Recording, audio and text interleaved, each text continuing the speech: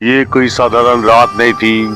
तूफानी, भयंकर और राक्षस से भरी हुई रात थी। तेज हवा गांव की हर गलियों से गुजर रही थी। बारिश छतों पर गिर रही थी, खिड़की को हिला रही थी और दूर कहीं आकाश में गड़गड़ाहट की आवाज गूंज रही थी। ऐसी डरावनी रात में दो परछाइयां, रोहन और उसकी गर्लफ्रेंड मीरा, चुपके से गांव की गलियों में आगे बढ़ रही थी। उनके चेहरा पर दृढ़ता थी।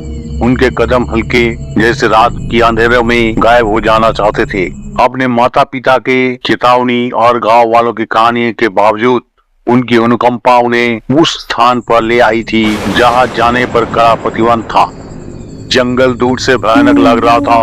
उसके ऊंचे ऊंचे पेड़ तूफान में झूम रहे थे, जैसे बिजली की चमक पैरों की भरी हुई शाखाओं की उभाट थी, जैसी हड्डियों से बनी हाथ अंधेरों में दूर तक फैले हो। जितना वो जंगल के भीतर घुसे, गांव पीछे छूटता गया और चारों ओर केवल अंधेरा फैलता गया।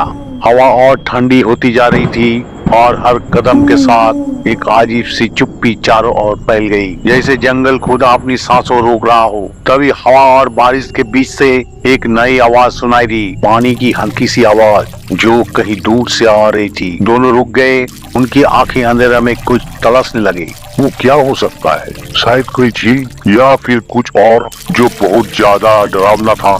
जैसे जैसे वो आगे बढ़ते गए, वो आवाज और तेज होती गई, उन्हें अपनी ओर खींचते हुए। और फिर कोयल से ढकी एक झील के किनारे एक आकृति खड़ी रखी। एक महिला सफेद कपड़े में लिपटे हुए, उसके लंबे बालों से पानी टपक रहा था, जैसे वो अभी अभी झील से बाहर निकली हो। वो बिल्कुल स्थिर खड़ी थी। उसकी खोखले आंखें सीधे उन दोनों की तरफ देख रही थी, बिना झलक झपटाए। तूफान मानो एक पल के लिए रुक गया, जैसे प्रकृति भी इस भयानक घड़ी से डर रही थी। रोहन और मीरा एकदम से जम गए। उनके दिल तेजी से धड़क रहे थे। वो अभिभूत था जिसका जिक्र गांव के लोग करते थे, व्हिस्परिंग पाइन्स का साया। वो महिला जिसने उस झील में डूबकर अपनी जान गंवाई थी और जिसकी आत्मा हमेशा उस जंगल में भटकती रहती थी, बारिश और तूफान की रातों में। लेकिन इससे भी बुरा अभी बाकी था।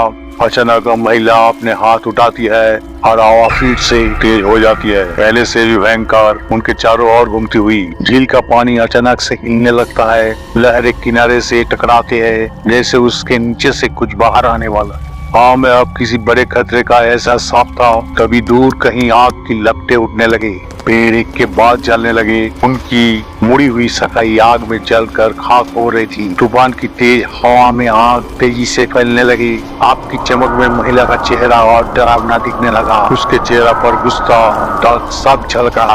उस पल में रोहन और मीरा समझ गए, उन्होंने किसी प्राचीन और भयानक शक्ति को छेड़ दिया जिसके बारे में वो कुछ नहीं जानते थे। तभी अचानक पुलिस की सायरन की आवाज गूंज उठी।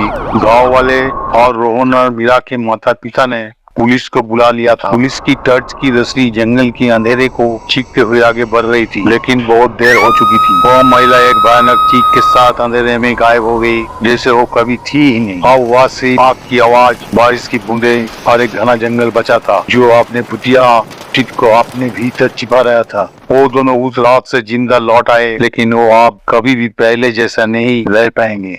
ये कहानी अगर आपको अच्छी लगे तो लाइक, शेयर, कमेंट और सब्सक्राइब जरूर कीजिएगा, और साथ ही साथ बेल आइकन प्रेस करना मत भूलिए, क्योंकि आने वाले हर वीडियो का नोटिफिकेशन सबसे पहले आपके पास पहुंचे।